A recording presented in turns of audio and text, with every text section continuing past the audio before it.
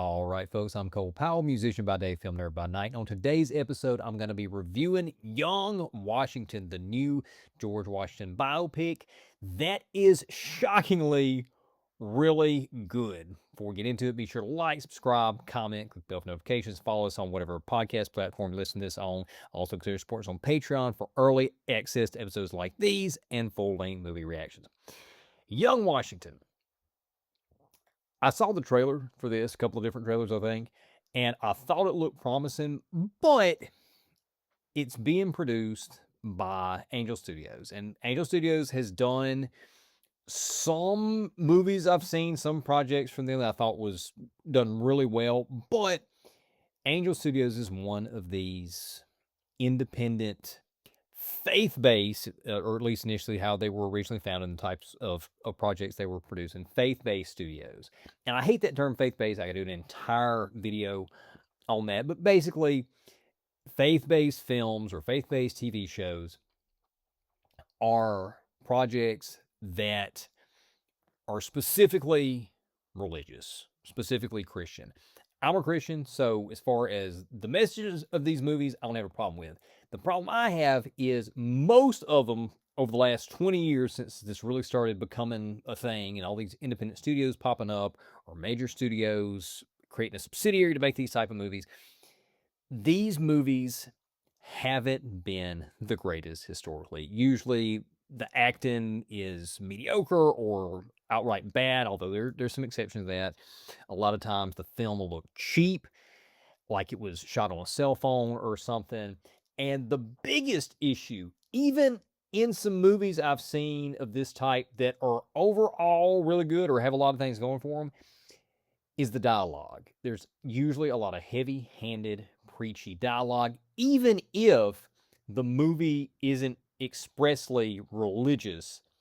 The dialogue will be trying to get some kind of point across in a very heavy-handed, on-the-nose way, and it just really takes you out of the movie.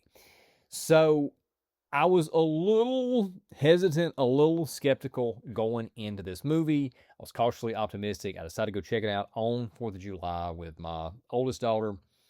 And I got to tell you, I was blown away. First off, the cast is stacked. The lead is a newcomer, William Franklin Miller. He's an English actor and model, and he looks to me like Sam Heughan from Outlander, but like if you put Sam Heughan through a dehydrator and you shrunk him down a little bit, not in terms of height, but in terms of width. This guy plays young George Washington accurately how I would imagine young Washington being in real life. George Washington was he's reportedly 6'2", although there's some people that say, well, actually 6'2" then was like 5'11" now, whatever. Regardless, he was a head and shoulders taller than the average man of his day. So he was very tall, very gangly for the time period. And somebody like that would probably tend to stand out and maybe be a little awkward, maybe a little stiff. And that's exactly how William Franklin Miller intentionally plays this role. And it works perfectly for the characterization, because in this movie, not only is George Washington tall and gangly, but he's also awkwardly trapped between peasantry and nobility. William Franklin Miller just does a perfect job bringing this interpretation to the screen. He carries the movie handily, going toe-to-toe up against Kelsey Grammer, Andy Serkis, Ben Kingsley, Mary Louise Parker, who are all playing real-life characters from George Washington's life. They all do a great job. Andy Serkis in particular, he played General Braddock in this. I would have loved to have seen more of him. He was only in a couple of scenes, and that was toward the end of the movie, but he did an incredible job. Andy Serkis, always good. Also, Joel Smallbone, who is a singer, musician, and I had seen him in one other movie. It was a movie that he actually directed, and it was a biography about his own family, and he played his dad in the movie. He did a pretty good job in that, but in this movie, he was fantastic. He stole just about every scene he was in. Would have loved to see more of him. He played George Washington's romantic rival in this. Excellent job. The look of the movie, I mentioned earlier about a lot of these movies from these faith-based studios, whether the movies are faith-based themselves or not, the look is often very cheap. It looks like it's shot on a cheap digital camera or a cell phone. This movie does not have that look at all. It looks like a film. It looks cinematic. And John Irwin, who's the director, who came from this religious film background, balances the sweeping shots, the intimate character moments, and the heroine action perfectly. I just could not believe how good this movie looked. But while I was watching, I started to wonder, were they using AI at some points in this? And not because it looked like AI, but because some of the sequences didn't look like they could be achieved with traditional or regular digital effects on the film's budget. The film's budget was like 20 million, which is pretty small for a movie of this scale, this scope. After I got out of the movie, I looked up. Sure enough, the director, John Irwin, revealed that they used AI supplementation in about 100 shots. Now, I have been an AI skeptic basically since day one. The first podcast episode I ever did back in 2023 was an episode about AI. And basically, I took the position that it's not necessarily going to bring about the apocalypse, but it also has a lot of potential for being dangerous. But in the middle, it could also be used effectively as a tool. And I have also been outspoken about the use of AI in film. I did an entire video on the AI Val Kilmer resurrection that I think is a terrible, terrible thing. In this particular case, I don't have a problem with the use of AI, and here's why. Number one, 100 shots is not that much in a 2-hour movie. Number two, the scope of the AI use was limited. They were just using it to flesh out scenes that they had created otherwise using practical effects or traditional digital effects. Number three, it integrated seamlessly with the regular film, with the standard effects, at least on the screen I was watching on, because I couldn't tell it was AI. Again, the only reason I started suspecting AI was because it looked so good on such a small budget, not because it looked bad. And number four, without the technology, budget constraints and safety concerns would have prevented them from being able to realize this film in the way that the narrative called for and that the creators envisioned. And unlike other applications of AI that may take jobs, I know that's a big concern in the industry about AI replacing so many creatives. This is a case where if it wasn't for AI, there are hundreds of people that worked on this film that may not have had a job working on this film because the film would not have been able to be made at all without using this AI supplementation. So, in other words, for me, AI here was used appropriately as an advanced computer tool that it is, and it did not get into uncanny valley territory or AI slop territory. So I don't have a problem with the AI in here. In this particular case, had to take it on case by case basis because overall I still lean more anti AI, particularly in film. The history of the movie. Now,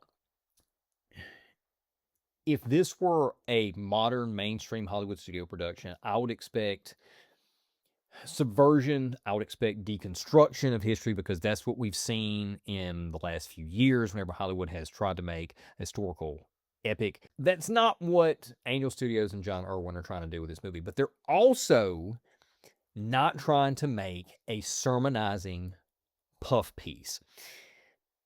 George Washington in this movie, he's young and he's far from perfect. Yeah, they portray him as an exceptional individual, which he was. He's intelligent, he's ambitious, he's courageous, he's affable.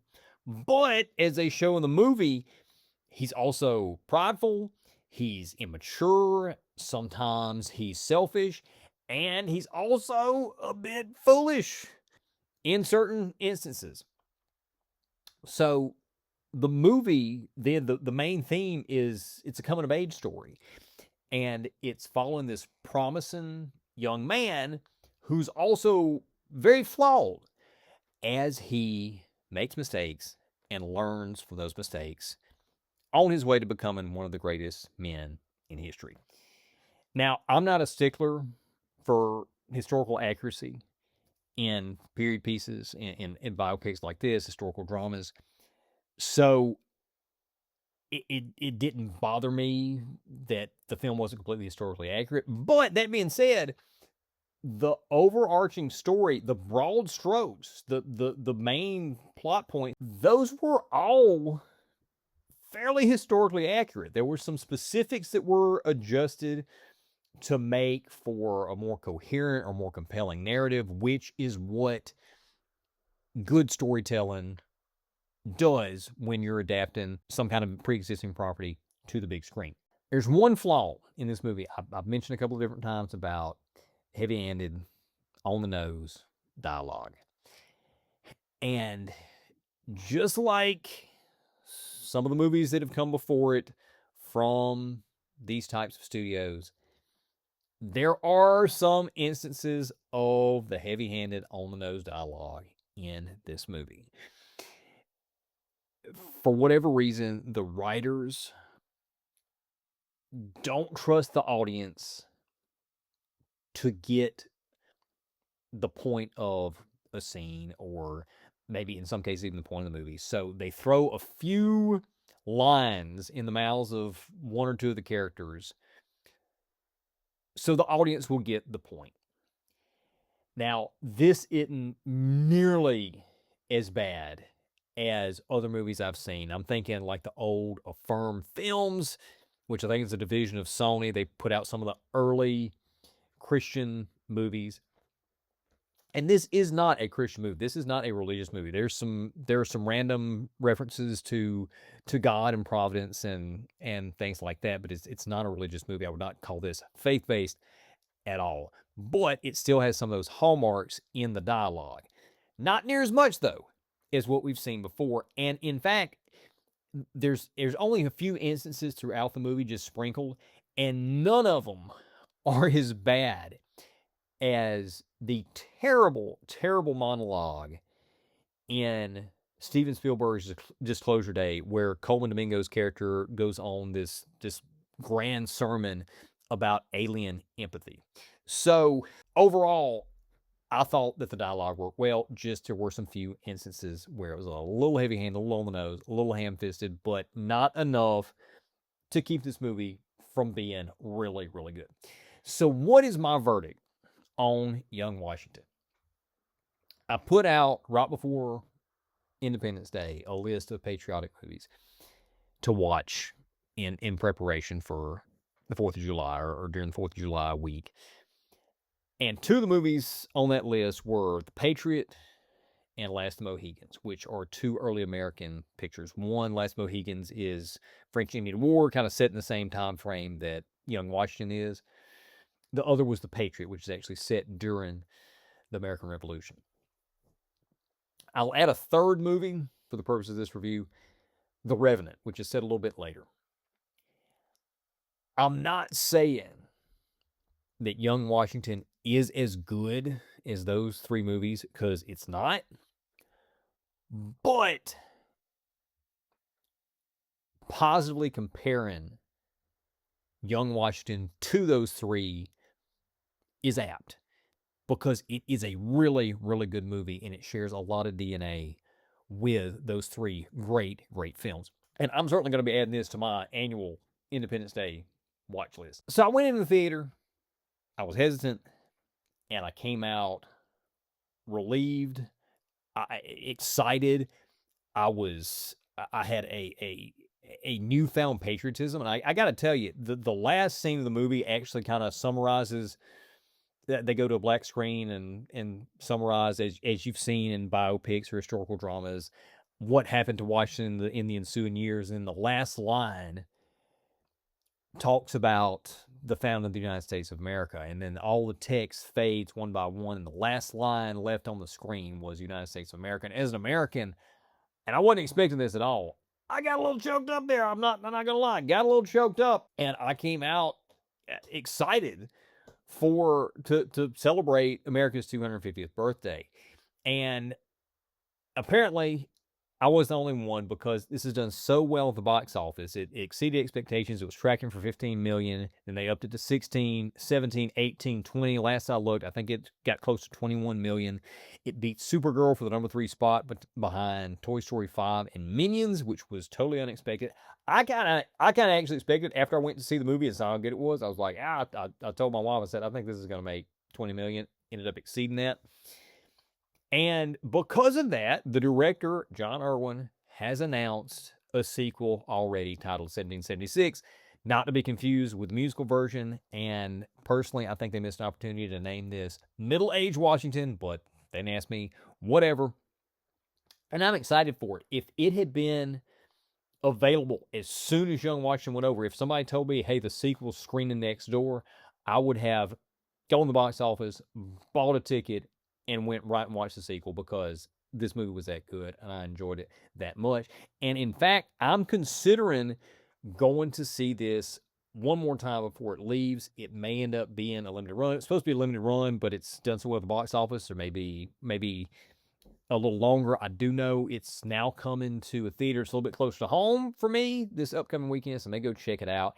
And I recommend that you do too if you like these kinds of movies. My quality rating for the movie is an 8 out of 10. My enjoyment rating, though, I'd give this a 10 out of 10 because I absolutely loved it from start to finish. What do you think? Have you seen this movie? Did you think it was great? Did you think it stinks? Or you think back on to see the movie? Or are you going to check it out on streaming? Let us know all that in the comments. And we'll see you next time.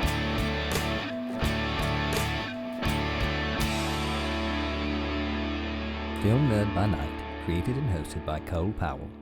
Theme, Beautiful Now, written and performed by Cole Powell, a Randomine Records production. Section 107 of U.S. copyright law allows for the fair use of copyrighted material for purposes such as criticism, comment, news reporting, teaching, parody, or research.